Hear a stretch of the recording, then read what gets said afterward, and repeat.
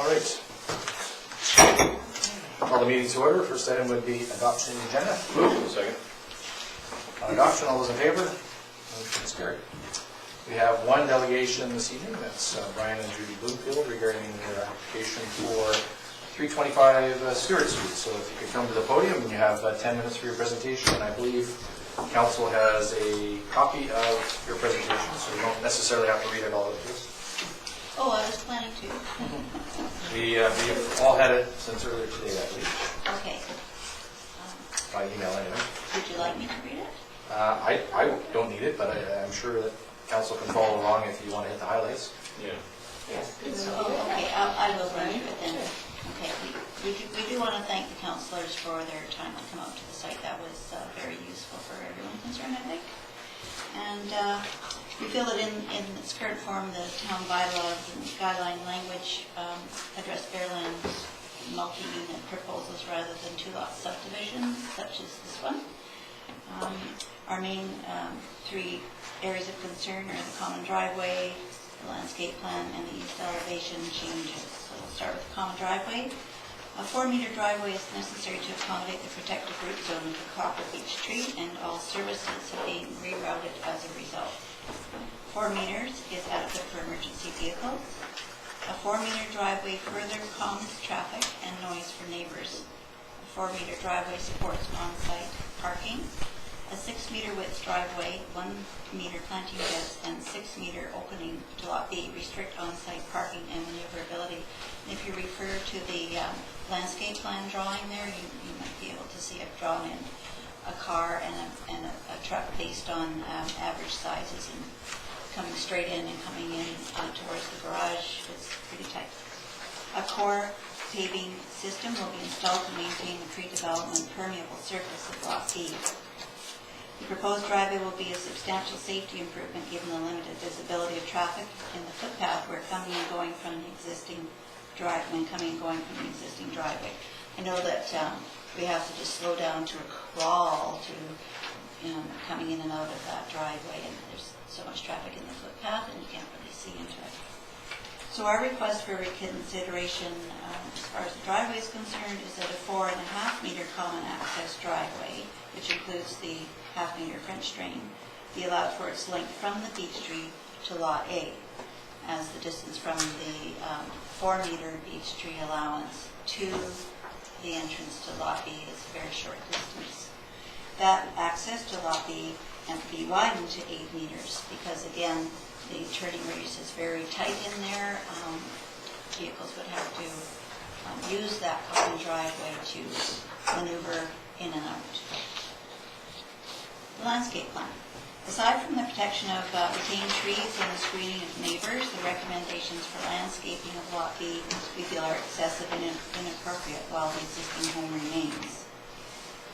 One example is the 1-meter planting beds inside the Stewart Street fence and along the new driveway. Screening. A 3-meter hedge or fence, which has been recommended, would do nothing to address the concerns of the owner of Lot F with regards to keeping the view from their second-story deck, nor would it provide adequate screening for Lot A toward that same deck. Deer-resistant yew hedge is proposed in the arborist report, for good reason. The cedar hedge removed at the request of the Lot B owner was referred to by the park superintendent as not an appropriate species for screening. You'll see that there's some pictures of hedging in the attachments there that will speak to that.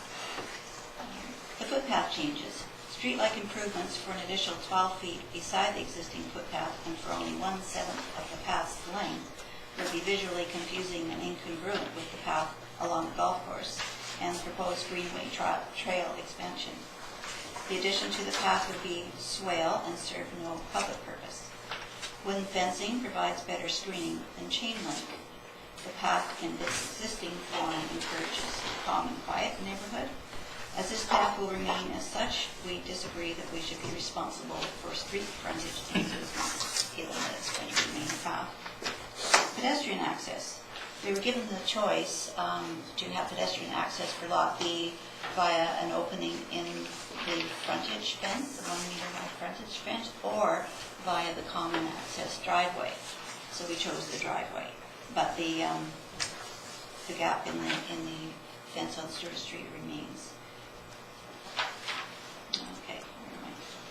So we've chosen, yeah, that's that, sorry.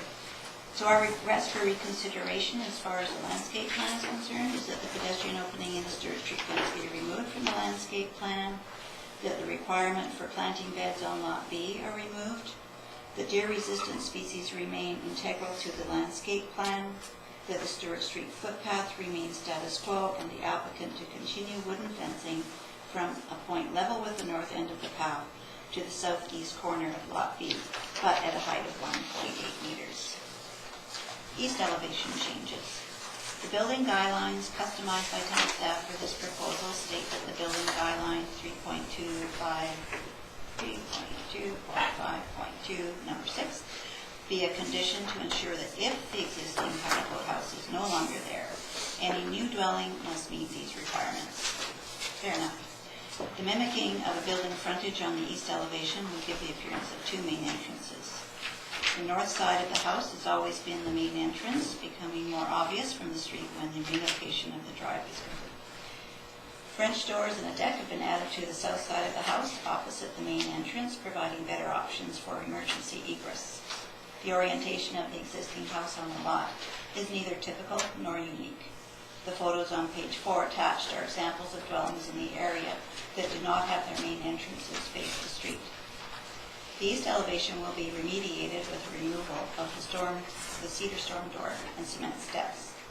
An alum block retaining wall along the driveway from the house adjacent to the basement door and following the existing driveway will create a level and continuous grassed area toward the front entrance. Shrubs will be planted to replace those lost to construction.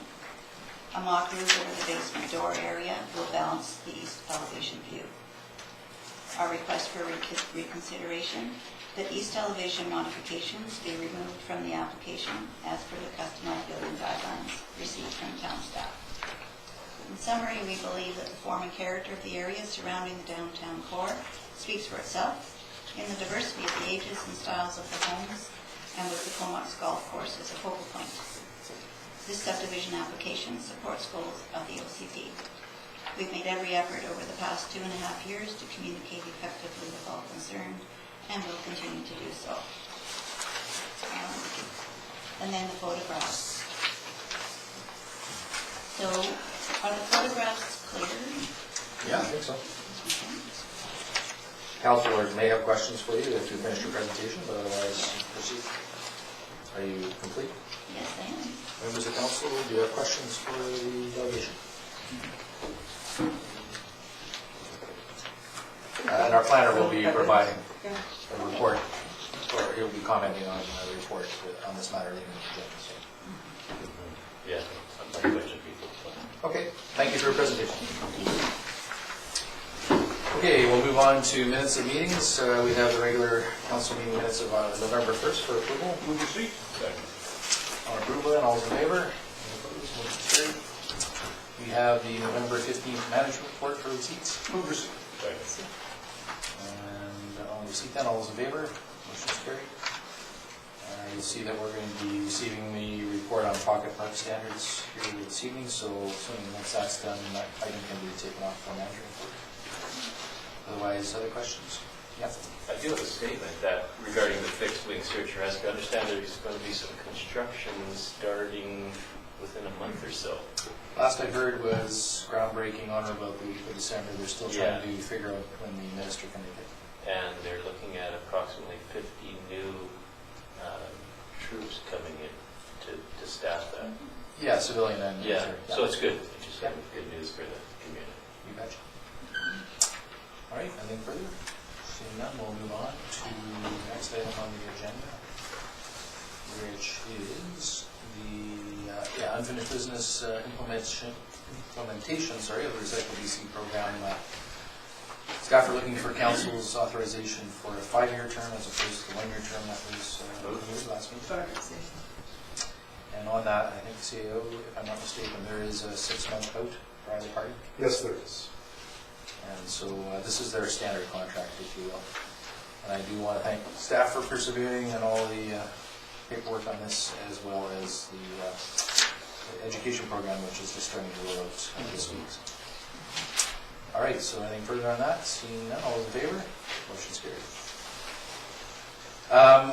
Committee reports, or sorry, special reports, committee appointments. This is the annual process here, bringing that forward. We have a fourth year of this term, but it's somewhat shortened. You'll see the elections in October next year, not November. So this is in keeping with, I guess, the last year's appointments. And there's 5 separate resolutions to deal with those housekeeping items. I'll move one. So that is to approve the appointments to boards and external committees as per the table on page 2 of the report. All right, any comments, questions? Everyone's good with that? All those in favor? Motion's carried. Move two. Second. That's the acting mayor's schedule as noted in the report. All those in favor? Any opposed? Motion's carried. Move three. Second. And that's to appoint Myers Norris Penny LLP as auditors for the year 2018. All in favor? Motion's carried. And signing authorities, as indicated in item 4, is that approved? Second. Moved and seconded. Someone would rather. I'd be out if anyone wanted to I take tried over. to jump in, but I think it's habit for you just to go first. Working hard on that autograph. Yeah, In case you ever get to be a good auditor. yeah. Yeah, that's way done. All right, all those in favor? Any opposed? Motion's carried. And then lastly, the meeting schedule as outlined in Schedule A. Move. Published and approved. Oh, one question on Yes. that. I noticed in September, the meeting was on Thursday versus Wednesday. Is that the way it should be? An error. No, it's an error. Okay. Probably when they had Marine acting for 2 months in a row. Do they have that? No. So they did. Okay.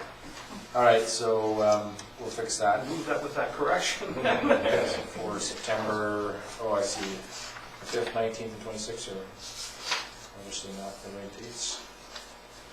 Is that how it's supposed to be? I'm not far ahead, mind you.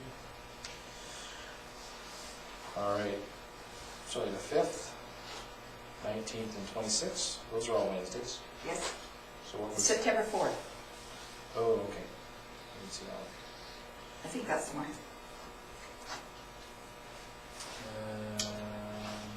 Or maybe it's, It may have been correct. oh, you already got it, okay. Anyway, on this, Anyway, it's- on the thing, we're good. Okay. Just read. All right, all those in favor? Any opposed? Motion's carried. And in 2 weeks' time, I'll bring forward the year-end review report for your edification. So that deals with those appointments, thank you. And we'll move on to the receipt of the regional district board meeting minutes of Tuesday, November 7th. Move. Second. And I believe that was your, is that your inaugural? Yes. Or your annual appointment? Okay. Anyone on that? So Director Jolliffe claimed as chair and Director, you got the, Well, Wells, you got the vice. that's super awesome. There you go. With sunglasses. All those in favor? Motion's carried. All right, so then we'll move on to, I believe, new business. So this is the matter that council is being asked to consider tonight, which is the development variance permit. And the report from staff is for receipt. Second. Receipt, and all those in favor, motion's carried. And I'll just ask the planner to speak to council's role at this junction. Council has specifically looked forward to the development variance permit application. The development permit application and the subdivision is not before council. Council has delegated issuance of development permits to staff. Staff have issued a conditional development permit, conditional on the variance being granted.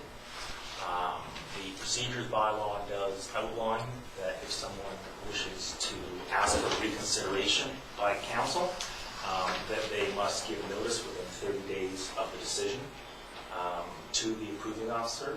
The decision was sent, notice of decision was on November 2nd. No request or notice to the administrator for reconsideration of the delegated decision has occurred. Should such a request occur, the notice is then given to the staff member who issued the development permit, and a council meeting is then set up for council's reconsideration. But again, that notice and that process has not been triggered. at this point. So this presentation this evening does request a number of things for reconsideration in three general areas. Are those related to the development permit, or are those related to the subdivision, or a bit of both? All are related to the development permit, with the exception of the common driveway. That adequate width is the decision of the approving officer, not of council's. Okay. So that's in accordance with the Stratus Property Act regulation.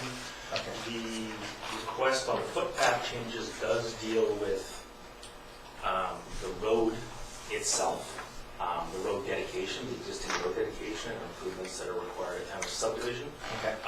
However, no request for that was submitted in the development variance permit application, and so no notification of the public of council's intent to consider a request for variance from standards has been distributed. So if council wishes to go there, then a new notice would have to be sent. Okay. So, in terms of process, if council decides to approve these variances, then that would allow you to carry on with meeting, or perhaps meeting the conditions in the approved development permit. And at which time, if they got their development permit, they could then still reconsider. Is that what happens? Issuance of the DEP, results in issuance of the development permit, and then if they wish to ask for reconsideration, they can provide notice to the administrator. Okay, gotcha. All right, with that, there may be questions. So to consider all the requests that came in, the applicants would have to apply to have it reconsidered by council. Am I correct in that? And it No, would have to, okay. to consider, there are three different levels. To consider, there is no council reconsideration of the adequacy of the driveway width. That is not council's decision. On the footpath changes, if that was to be requested, then a new notice of development variance permit would have to be issued, because that was not included. It's a subdivision and development bylaw servicing standard, which council can vary by a development variance permit. That request was not included in the application, and therefore the notice that to the public of council's intent to consider did not include that. So that would make any decision, if council exercise a decision on that at this point, then that would make that invalid, because no notice has been distributed. So we'd essentially be going back to the notice. And on the development, all other items are development permit items, and the applicant would have to provide notice to the administrator of council's request to reconsider, which has not been done. So what we're being asked to consider tonight, amongst the things that included with the delegation submission, is whether or not we're going to consider issuing the development variance permit. Right. Staff have already issued the development permit on a conditional basis, and there are subdivision matters which the approving officer deals with separately. So you may have questions related to all of that, but you may also want to focus your discussion on the variances. But that's up to you. Any other questions, Councillor Brennan? I guess, do the applicants first of all know that they need to apply to have this reconsideration?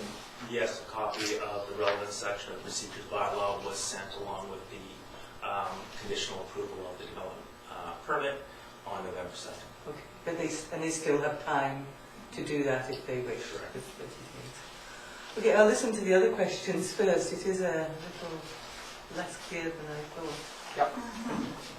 All right, other questions? Councillor Hunt? I did have one, but I think Marvin answered it. So the width, 4.5, is what they're requesting, and the town, you're saying it should be 6 meters?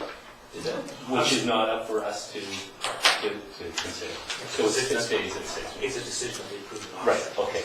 And so the footpath, because right now the hedge is on the town-owned property. Correct. And so the reason there is we may want to keep that free of any hedges, because there could be the footpath could be redeveloped at some time in the future to be Footpath could one be redeveloped, it could be used for underground facilities. services and whatnot. Yes. So, A host of reasons. so now, because we're redeveloping that area generally, essentially, it would make sense to to have it free of any hedges and whatnot? Standard condition of subdivision is that they have to meet the existing road standards, and the existing road standards do not allow for things like hedges to be placed within the road dedication. Right. Okay. Those are the two that stuck. Thank you. Okay. Other questions from members of council? Oh, I had a question, yes. This is to do with the east elevation. Now, just, may I backtrack just a little bit, please? On our information, in a very succinct fashion, it says proposed variances that we're considering. The first three were for bylaw 1850. The last three, of course, were bylaw 1261, which kind of summarizes it very nicely, I thought. So, having recognized that, the east side of the house, it has been recommended that because it faces Stewart Avenue, Stewart Street, that the facade, that the entrance, the main entrance, should in fact face Stewart Street. Whereas the house as it exists, the front door faces north, correct? So because the driveway is going in and will accommodate a north entrance, and of course the pedestrian traffic would do the same because the gate wouldn't be required, and also of course the mailbox. So I wonder at why it would be necessary to continue to use, or pardon me, why it would be necessary to have the east side of the house as the entrance when the north side is obviously the one that's going to be used the most. And so with that thought in mind, could the east side just simply have a very simple facade along with some landscaping that would make it the street view very appealing, but still from a practical point of view continue to use the north side? Yes, and that was what was approved. So Oh, that was approved? There was no requirement to have the main entrance off of Good. the east elevation, rather that the east elevation exterior be dressed up Just to dressed. provide a Perfect. street orientation. Good, thank you. Okay. Other questions? Councilor McKinnon. Just in regards to that last issue, is that there are other examples of that within our town, of homes that have their front entrance on the side, not on the front, aren't facing the street. So this wouldn't be a precedent setting, it already exists. The standard in single-family neighborhoods, except for corner lots, is to have primary elevation face the street. When doing infill, this will be a category of infill, subdivision of an existing neighborhood, a lot of residents are concerned about maintaining the typical single-family character of the home and that the development does not detract from the existing character. And for that reason, council placed it within a development permit area for exterior design, normal. So that was the reason for that requirement. It's in terms of the public acceptance of infill and a higher standard of design for infill development as opposed to standard single-family development on greenfield subdivision. So those requirements, I assume, then came after the construction of these homes that I know that have a different entranceway. Those other homes were not constructed pursuant to infill or development permit requirements. They would have been constructed then applicable subdivision requirements, right? Going back any number of years. And we're dealing with the here and now, and I guess that's a bit of a challenge. You will find different looking houses all across town. Right. One question again.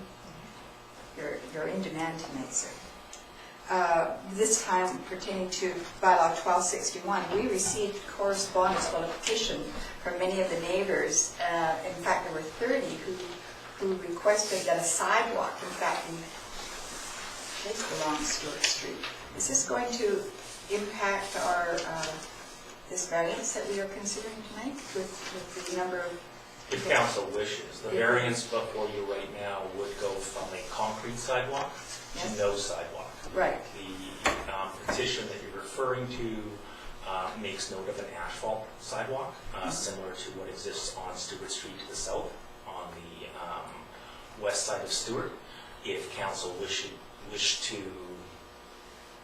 take that as what is required, they can make that a condition of the development variance permit, i.e. that sidewalk be provided, but the asphalt sidewalk of a similar specification to that exists on Stewart. But that sidewalk would only go along the east line of this property, it wouldn't go all the way to Rock. Correct. Correct, yeah. This is what people are asking for. Yes. Some, not all. I know. There was It's- somebody who- Mhm. Okay. Thank you. And it's worth noting, I think, in our report, that there is no recommended improvements in either a 5-year capital plan or the transportation study to that No, walk. correct. So, anyway, that's a separate matter perhaps, subject to whatever council wants to do. Yes, Councillor Wright. Yes, and the planting beds that are proposed, does council have discretion over those, whether they are incorporated into the design? I was just wondering, because I wonder whether you'd actually see the planting beds if they're only for flowers, if you're putting a fence in front. It seems like a very detailed request. Do we normally go to such depth of looking at, landscaping within and creating, what are flower beds? Yes, it's normally a natural matter of the application. It's quite, so that's a development permit requirement, and if council wish to reconsider that item, what it really comes down to is a typical single-family home does not have asphalt along the front and along the side. And typically, if there's a driveway for bare land strata, there is a demarcation between any pavement on the private lot versus where the common property, where both lots have the right of access, would be demarcated. And that was the purpose of the landscaping bed in that area. So it was a minimal, given the existing asphalt, it was a minimal alteration to the site. And the one at the front of the property, wouldn't that be hidden by the fence? Would you actually see it from the street? It depends on the fencing detail. If it wanted to make it a solid fence, then no. Again, that would be a matter that council could get into if they reconsidered those items. All right, anything further on the development variance? Just a very big one. Why a bare land strata? Versus any, perhaps, I can think of other solutions, but obviously there was a reason for choosing that particular. They're currently zoned R1.1. R1.1 zone has a minimum frontage requirement in front of the street of 20 meters. So their lot is not sufficient to split it east-west. They wouldn't have, correct me if I'm wrong, they wouldn't have the 40-meter width. No, I don't. There's also provisions, and I haven't run them because it was not what was applied for, in terms of setbacks. So the existing house, just quickly looking at the plans, is approximately in the center, in the north-south dimension of the lot. So if you had a lot line running down that, there would have to be a 2-meter setback from each proposed lot to require demolition of the existing house. That's the way it would quickly appear. So I'd assume that was part of the concerns raised. All right, well, everybody else is at a kick. Yeah. Might as well weigh in number two. So I'm just thinking of the landscaping along the new driveway that would be put in. You're asking for 6 meters for the driveway itself and 1 meter for the planting. I think I've got that correct. 1 meter seems like a lot of space for planting if all you're trying to do is demarc a zone. Like you can put a thin fence up, you could put planting. I mean, it can be that wide. It doesn't need to be that wide, I guess, is my point. Correct. So why are we asking for a meter if we don't need that? Part of this is, that's what is shown on the application. Okay. There's, on recollection, We would have taken any demarcation. I believe we asked for a plan, and what was presented back was, well, not wanting to go to that length to develop something, therefore what would staff accept? And so staff was put in the position of either sending them off to another professional or providing an example. And that example was then chosen and placed on the plan. There's a number of different ways to do it. Okay. Staff are not landscape architects, so we just chose something that we're comfortable with, which is typically when we do planting beds, Parks Department usually says they need about a meter to have water going into them. So that's where that came from.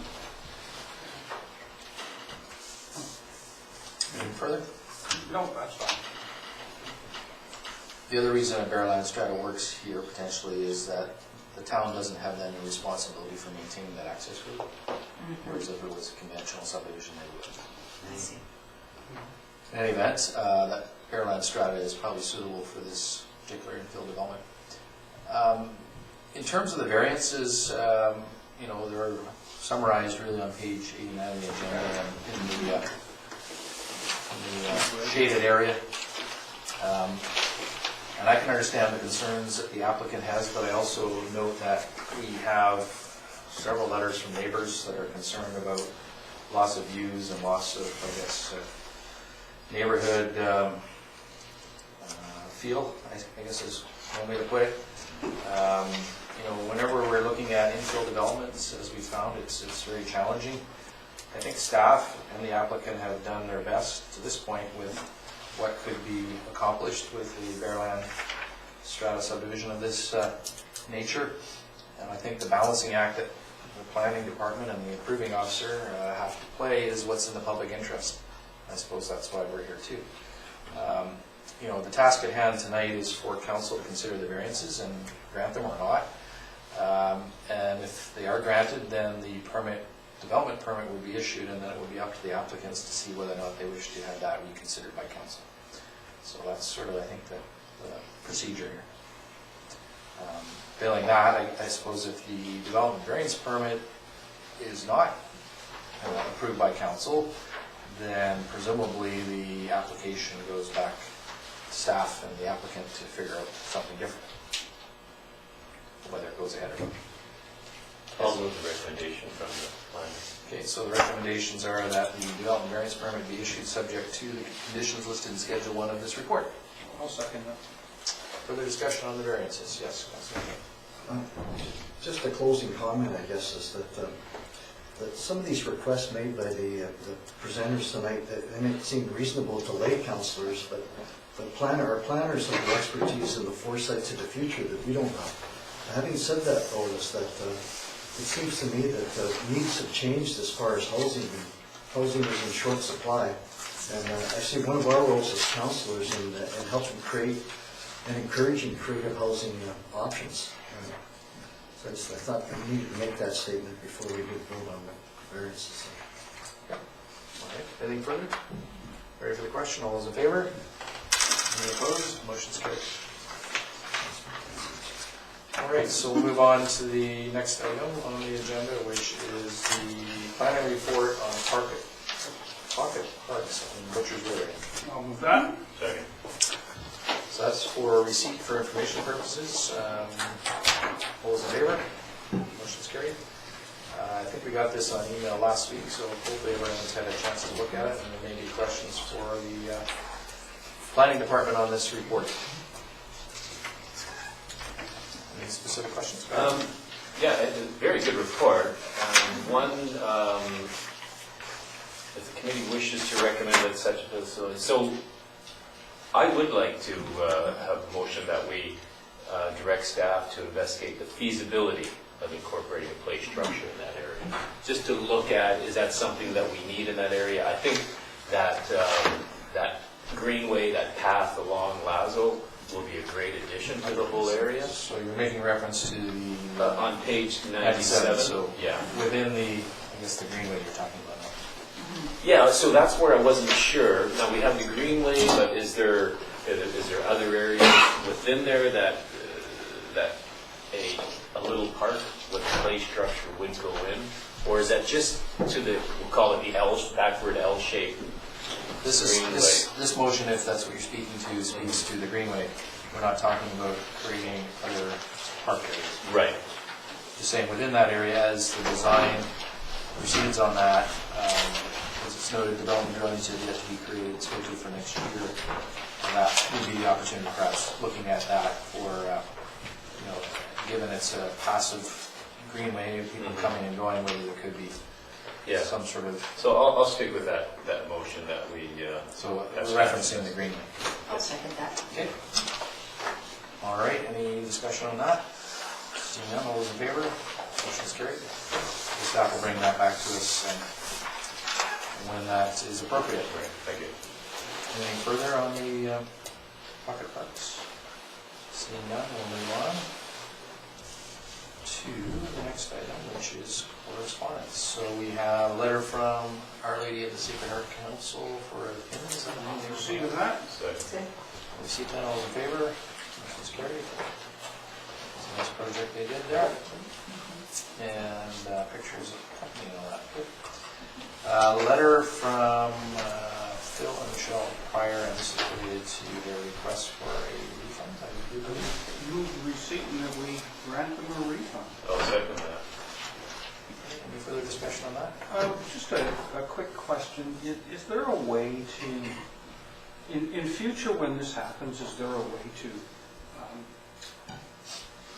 like it seems I think we should be collecting an application fee on this, but I don't believe we should be collecting it all from the one person when everybody else is. Is there a way to change that so that it's more equitably done?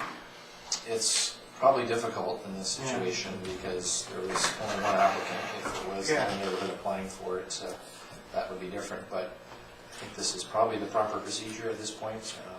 I didn't speak to any of this because it's in my neighborhood, but I think there was a cost associated with it. It's a rather unique area in that it had that kind of covenant. But beyond that, I can't really speak much more about it other than to say that it is in council's purview at this juncture. We don't know when people apply for things, so we don't really have the discretion there, but now we do. Yeah, no, it just seems like, there's staff time been put into this, so we should collect an application fee. It just seems like in this case, it's not really a fair way to do it, so I don't know what the answer is. It's a bit of an anomaly in that subdivision. I don't believe that any of our new subdivisions have those considerations. In fact, as you know, we allow for secondary suites in all subdivisions now. Yeah. I can't recall something like this ever coming up before, but What are the chances of it coming up again? You know what? You'd have to search all the titles and all the properties in Comox to figure that one out. But this is probably the first in 60 years. I'm not aware in my real estate practice of other subdivisions in town that had this. And this was something that was put in by this particular developer of this subdivision, and nobody probably paid much mind to it until this came forward. So probably didn't even know. And time has changed. This subdivision went in about 10 years ago. No, 12 years ago. And different times. We did our OCP review after that and found support for secondary suites throughout the town, and that's the change we've made. So this is probably just a bit of an anomaly. I hope so. So, all those in favor? Any opposed? Motion's carried. We'll let the letter writer know. Regional District is looking for a letter of support for the water treatment project. I'm not sure I need a letter. Grant the letter of support. Second. I would assume that we already gave it. I guess they want a specific report for funding purposes. All right, sounds good. All those in favor? Any opposed? Motion's carried.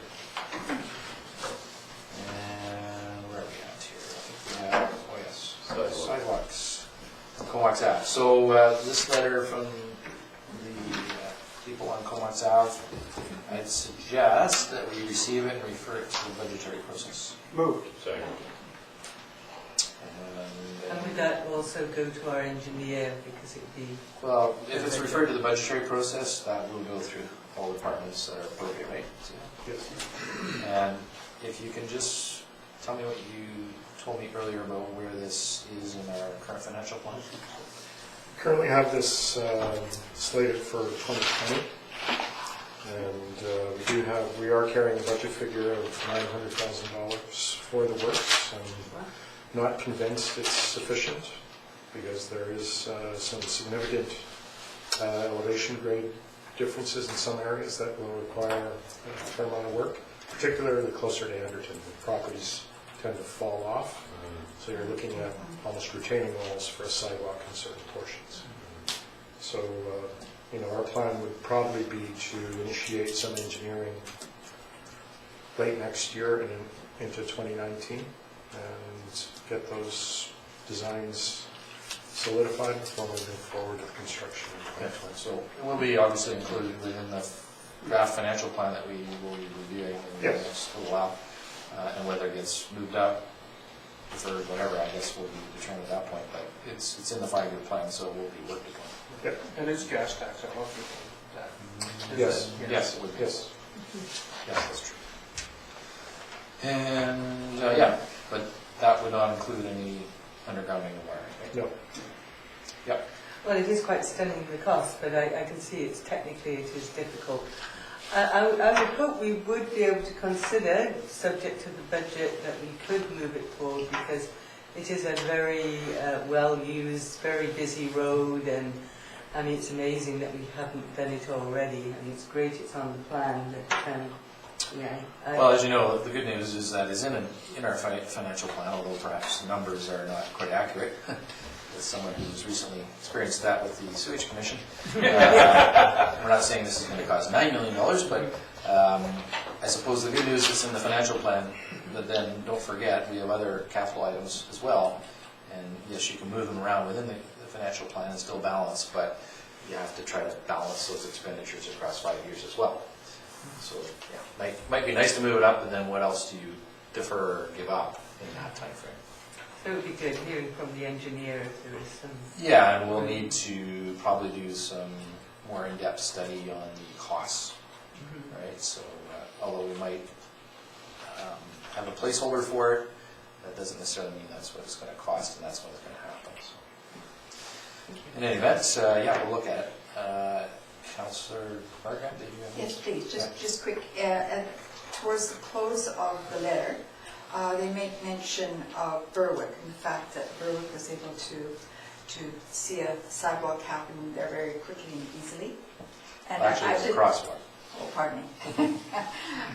Just so that they don't feel that there's, I don't want any misunderstanding as to why Berwick has all those wonderful things happening and it's going to take so much time for them, that's all. Because I know these people and they are somewhat senior and... Yes, I mean we have, but don't forget, we have all parts of town, not all Oh, that have yes, no, sidewalks. I'm not suggesting that, only that they understand the process, that's all. Yeah, no, fair enough. And the sidewalk or crosswalk at Berwick was not a condition of development initially there for Berwick. It became one. I think there was an election issue at one time. There might be. So who knows? This could be an election issue. But I think we have a good long-range plan.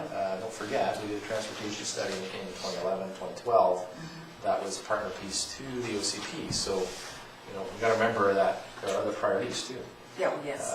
This, by being in 2020, is probably in the second or third tier of priorities based on that 2011 report. So, yes, it may be important, obviously, to these letter writers, but we also have to balance out the other things. So we'll see how that goes. Certainly, that's good, And thank the you. scale of cost was quite different too, I recall. I think the Considerably. crosswalk was in the 60,000 range, and we're Yeah. talking 900,000 or more, so, yeah. Well, we might not have to build as many roundabouts, maybe. So. Well, and it was contentious too. The crosswalk was not a slam dunk. There was a lot of debate and a lot of angst over that, so it wasn't a real easy, it didn't just happen. Well, as you know, if you're out about in the community, as we all are, on Remembrance Day, I had somebody at the Legion asking me about why we didn't have flashing beacon lights at this intersection or that intersection, why we didn't have traffic lights at Yeah. Church and Comox and on it goes. So the good thing is, I say, we can always refer back to our transportation study and see where we're at and then update those figures. And You're never going to get everything done that you want to get done, but you hopefully address the priorities as they come forward. Speaking of priorities, let's close by saying I'm pleased to hear that everybody thinks the letter has merit, and pleased to hear it's in the financial plan. I think also that it was interesting. Earlier in the evening, we were discussing a request by some taxpayers for a sidewalk in another area of town, and we have to prioritize, and the difference between those two, I think, is pretty self-evident on which is needed and which should be moved on faster. Well, depends who you talk to. You've got a petition of 30 people. You got a letter from 2 people. So, I mean, you got to balance those things out, and that's why we have a transportation study. So, anyway, it's going to be referred to staff, and this is not a new issue. Right? I'm sure the one at Stewart's not a new issue either. That's why we have the reports done to balance those things out. And I would agree with the comment that was made that this is long overdue. You know, if it wasn't for money, Yeah. it'd be so easy if it wasn't. All right, And so, just, one, yeah. will they receive a letter to say Of course they this? will. Wonderful, thank you. We always do when we receive and refer matters, and they will be advised of where it's at. So we can debate it further. Absolutely. We'll be doing that in the financial planning process starting in the new year, early, right? Correct. All right, so did we vote on that? Request referral? Okay, all those in favor? Any opposed? Motion's carried. No other late items, delegations, reports from members of council. We'll start with Councilor Margaret. Thank you. I'll make it quick. I attended the solid waste board meeting and the hospital board meeting. Also went to the sewage open house and the Remembrance Day service, the official opening of our new Comox Hospital. And also I'd like to close with an invitation to Despair, Dusty's history and why we're remembering him. This is happening on the 19th of November, which is next Sunday. $3 for admission for those who are non-members. And please let me know, because apparently these are well attended, and I need to get your name on the list if you're interested. At the time. Oh, pardon me, that's a good idea. 2 o'clock to 4 o'clock. What day was it? Sunday, November the 19th. And it's held, of December. course, in Despair. Of November, yes, coming up. Thank you. Thank you. All right, Councilor McKinnon. Yeah, short and sweet as well. On Sunday, I went to a musical tribute to veterans at the Filbert. November 9th, went to the Regional District No. 2 Pump Station Open House at the Golf Club. Friday night, went to the Candlelight Vigil at the Cenotaph. Also attended Highland Secondary Nicole Rob Rhodes Remembrance Day Assemblies, and attended the Remembrance Day service on Comox Avenue, which was very well attended and well done. Councilor Price. And mine will be short because it's on my kitchen table. That's how we do it. So this is my memory and my notes. You'll be spared, I'm afraid. So I was at the Regional District inaugural meeting, the Solid Waste and the Hospital Board on behalf of Councillor Swift. At the official opening of the hospital, I chaired the Comox Wildlife Management Area Co-Management Committee. We always had very big words for all this. And that is progressing really well. We haven't met for a while, and it's partnered Province, Comox Regional District and the Society. And so, yeah, so we're seeing how we can partner and get things done and move the plan ahead. And I was at the Remembrance Day, and it was very, very well done, and yeah, it was very, very, very touching. Thank you. Councilor Kengrat. Well, I attended the telethon and got the privilege of answering the phones at that, and of course, record-breaking year for them, so that was great. Even with you writing the wrong numbers down? Well, no. Did you see how much we put in? I'm surprised you have such a big limit. Shocking. And I also attended the regional board meeting, the inaugural, and it was pretty much the electoral area services meeting. There was a lot of A, B, and C on there, so not a heck of a lot to report out of that. And I attended the Remembrance Day ceremonies in Soup, where my grandfather's military cross hangs from his, in Passchendaele when he was there, which was 100th anniversary. So that was kind of an interesting thing to do. So that's my report. Shelley, you got your pencil sharpened? Because I actually have some things to report. I did go to the Legion Remembrance ceremonies. Had a meeting with the mall owner and discussed some things with him, and had a tour of the mall. And it's coming along quite nice. They're building an elevator shaft there. They've got some things on the horizon that are looking very positive. So hopefully all that comes to fruition. I too went to the number 2 pump station meeting held at the golf course. I went to the community council that I sit on with the Sally Ann, not through council, Comox council, but for myself. But I do believe there's some connections to it with us. One of the things that they're gearing up for is the kettle campaign, and they're looking for volunteers. So if anybody's looking to volunteer some time with the kettle campaign. Interesting to note, which I never knew before, is that when they don't get enough people, they have to pay people to do that. And it does take a big chunk out of the donations that they give to families and so on in need. So if anybody's looking to donate some time, which I will be doing, let me know and I'll... Put my name there. Yeah, okay. Yeah, I typically do the last Saturday before Christmas at Quebec at some point. So Yeah, I've seen you there, so. Good. And that's all. Wasn't as big as... I was away for the last council meeting, but I'll just report on the things from the last 2 weeks. I met with the new ownership group of the, I guess, former Robert Ash portfolio, the fellows from Nanaimo, and just getting a sense of where they're at and what they're doing with their properties, including the ones in the town of Comox and also the City of Courtenay, and we've heard them to staff for any inquiries that they have regarding any kind of redevelopment. I don't think they're planning any, but just to keep them in touch with their staff.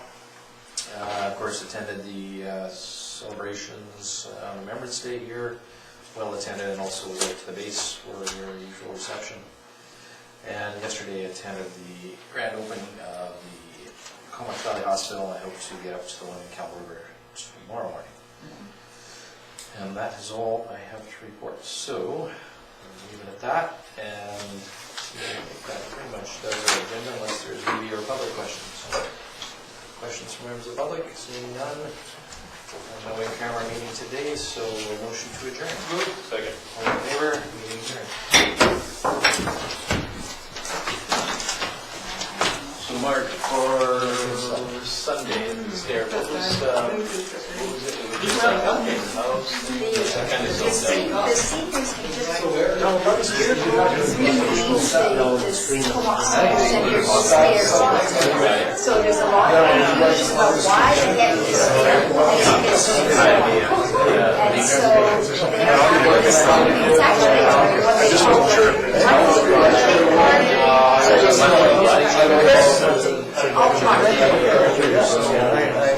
It takes me a while to wrap the